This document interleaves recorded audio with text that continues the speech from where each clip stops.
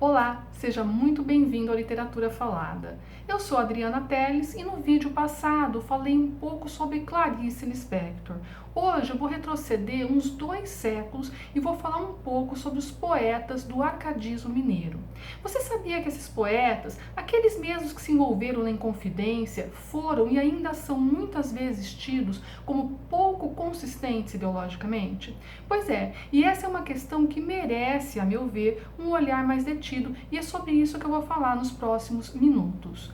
A Inconfidência Mineira, como a gente sabe, é fruto da conjuntura histórica vivida no final do século XVIII pelo Ocidente. Ela deve ser observada, portanto, a partir do cenário em que se davam as relações internacionais daquele período. Destacamos a onda antidespotismo que havia conduzido a França à Revolução e a queda da Bastilha, espalhando as ideias iluministas de um mundo mais moderno e que inspiraram, por exemplo, a Revolução Norte-Americana, convocando demais povos oprimidos pelo colonialismo ao seu erguimento. Dentre os povos oprimidos, o brasileiro, sendo das Minas Gerais, o mais exaurido deles naquele momento. Isso porque Portugal drenava o ouro de Minas Gerais. Nesse período, Lisboa era cenário de opulência e atividade intensa e o segundo centro comercial do mundo, depois apenas de Londres.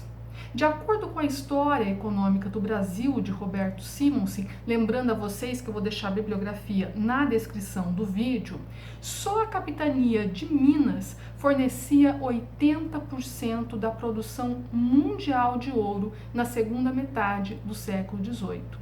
E foi essa riqueza, ou que sobrava dela, pois depois do Tratado dos Panos e Vinhos, que Portugal fechou com a Inglaterra, boa parte do ouro brasileiro acabava naquele país, foi com parte dessa riqueza que Portugal reconstruiu Lisboa, que foi destruída por um grande terremoto no ano de 1755.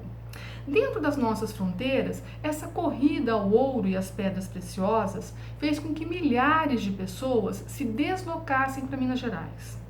Desse modo, porções enormes de terras habitadas foram abandonadas, lavouras foram deixadas para trás e vilas foram despovoadas.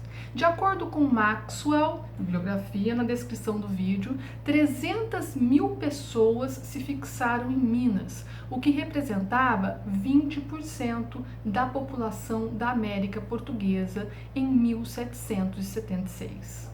O centro desse movimento migratório era Vila Rica, a atual Ouro Preto, onde alojaram-se cerca de 100 mil moradores, o que a tornava a maior cidade do Brasil e uma das 5 ou 6 maiores do continente americano. Ou seja, o centro econômico do país se transferia do Nordeste para o Sudeste. Era de Minas de onde provinha ainda a maior parte dos estudantes brasileiros que cursavam universidades europeias, como a Universidade de Coimbra, por exemplo, entre os anos de 1722 e 1785.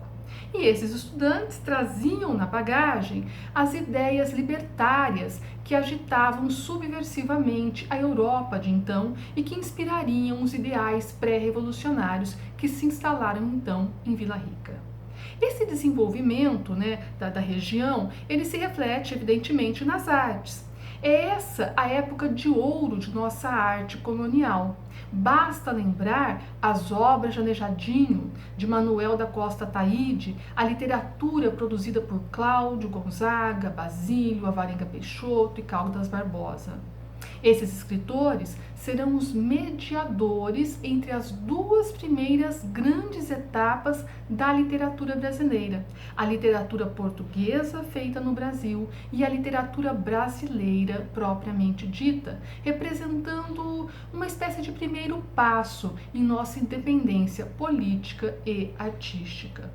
Enquanto conjunto, esses poetas possuíam princípios teóricos, políticos e estéticos relativamente homogêneos. Praticavam os mesmos gêneros poéticos, eram poetas líricos, épicos, satíricos e tinham, no ideal de libertação da terra em que viviam, mais um elemento aglutinador. A maior parte da poesia composta no século XVIII no Brasil era neoclássica, uma poesia de dicção limpa, simples e precisa e que mostra respeito às medidas e formas literárias da tradição clássica.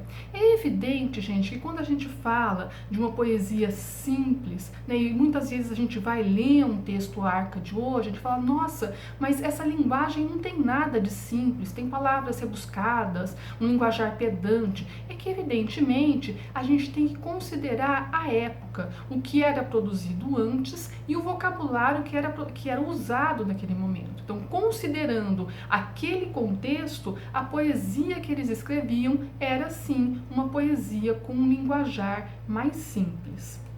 E esses poetas, cujos nomes eu citei, compunham sonetos, éclogas, odes, sempre pautados pelo horror à vulgaridade, valorizando o decoro, o bom gosto, a referência à mitologia clássica e à erudição. As elites intelectuais de Minas do século XVIII são muitas vezes consideradas, como eu disse de início, carentes de consistência ideológica. Trata-se de um equívoco, que merece ser observado com cuidado. Aqueles intelectuais estavam nutridos pelo pensamento iluminista, seus slogans e chavões, inclusive, que se encontrava na vanguarda do pensamento científico, artístico e filosófico da época.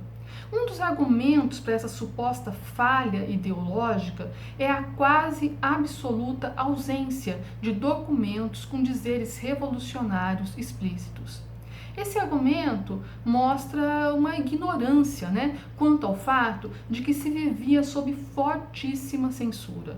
E não apenas escrever sobre determinados temas era o problema, mas também falar, brincar sobre determinados assuntos poderia render muitos problemas. Sublevar contra a coroa era crime passível de morte. Além do que, afirmar falta de consistência ideológica é desconhecer um fato elementar, o de que a ideologia é um dado inerente ao discurso humano. E nesse caso em específico, o discurso neoclássico mineiro articula no plano da expressão o classicismo arcaico europeu e no plano do conteúdo a ideologia revolucionária iluminista, que é o que estava em voga na Europa, é o que eles aprendiam quando iam estudar lá fora e o que traziam, como eu disse, junto de si quando voltavam para cá.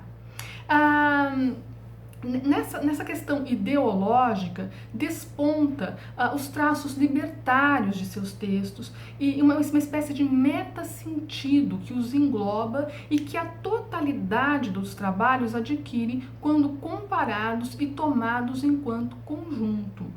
Para um confidente, a verdadeira ordem não pode existir se o Brasil, não poderia existir se o Brasil estivesse sob o jugo português, pois essa ordem deveria ser fundada na liberdade e na livre adesão ao pacto social.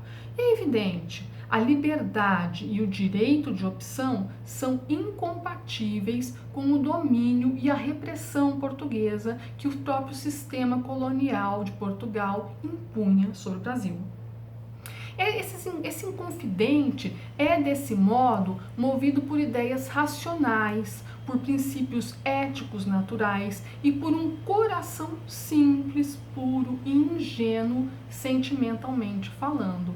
E é a partir desse contexto que vão nascer, por exemplo, Clauceste Saturno, Marília de Dirceu, etc. É isso. Espero que você tenha gostado. Não esquece de se inscrever e deixe seus comentários. Até o nosso próximo encontro.